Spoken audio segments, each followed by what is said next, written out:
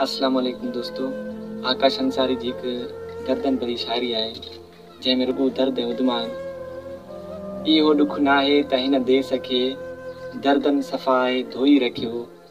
इहो ॾुख नाहे त हिन देस खे दर्दन सफ़ा आहे धोई रखियो। इहो सूर सहसाए विया आहियूं असांजो बचो कीअं सुतो आहे बुखो।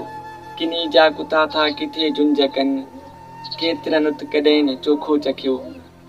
उहा माउ वेह खाई मरी वई जंहिंजो काल कूंदर कारीअर कखियो। ही महरूमियूं मर्ज़ ऐं मामरा बेवसी ऐं ज़ुल्म जा ज़लज़ला असांखे त ॼण सभु पुखे में पिया। न को घाट धोबी को अहिड़ो घड़ियो जिते पंहिंजे दर्दनि खे धोई सघूं। करोड़नि कुलनि में हिकु नाहे कुलो जंहिं ते रखी कंद कराठी विझी रुगो ॿिनि घड़ियुनि लाइ रोई सघूं। रुगो ॿिनि घड़ियुनि लाइ रोई सघूं।